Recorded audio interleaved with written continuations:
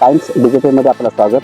32 रायगड लोकसभा मतदारसंघासाठी 264 ग्वागर विधानसभा मतदारसंघामध्ये सकाळी 7 वाजता मतदानाला सुरुवात झाली.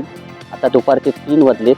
आतापर्यंत ग्वागर विधानसभा मतदारसंघात टक्केवारी जवळजवळ 44% मतदान झालं आहे. आता मतदान प्रक्रिया पूर्ण होण्यासाठी 1.5 तास बाकी आहे. आता आपण ग्वागर तालुक्यातील दानवळे येथील मतदान केंद्रावरती आहोत.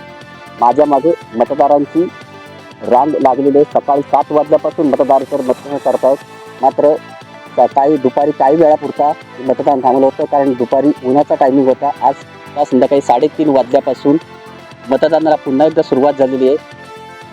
जवळजवळ संध्याकाळी 6:30 वाजता ही मतदान प्रक्रिया पूर्ण होणार आहे. ग्वागर विधानसभा मतदारसंघामध्ये 140 मतदान केंद्र येतात. या केंद्रामध्ये आतापर्यंत कोणताही अनुचित प्रकार घडला नाही. शांततेत मतदान प्रक्रिया सुरू आहे. प्रशासनाने आपली चोख बंदोबस्त व्यवस्था केलेली आहे. मतदार राजांनी दोन्ही उमेदवारांचे भविष्य या मतदारपैकी बंद केली आहेत. येत्या 1 महिन्यानंतर या दोन्ही उमेदवारांचं भविष्य टिकणार आहे.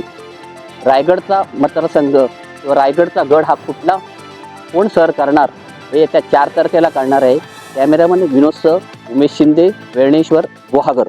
रत्नागिरी सिंधुदुर्ग लोकसभा मतदारसंघातल्या निवडणूक आता मतदान सकाळपासून सुरू झालेलं आहे.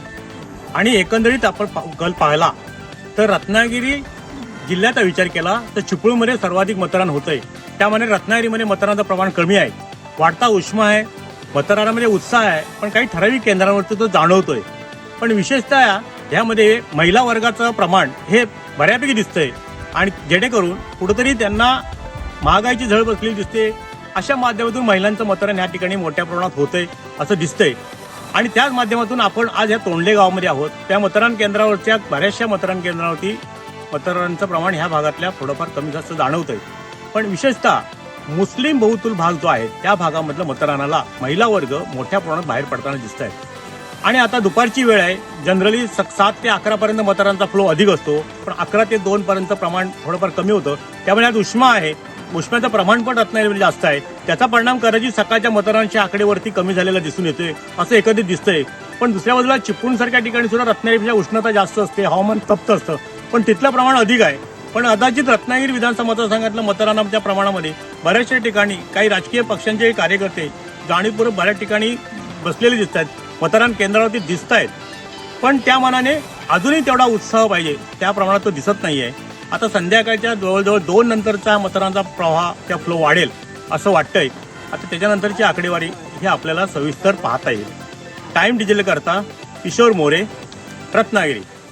टाइम्स डिजिटलला लाईक करा, सबस्क्राईब करा, शेअर करा आणि बेल आयकॉन दाबायला विसरू नका. पाहत राहा टाइम्स डिजिटल.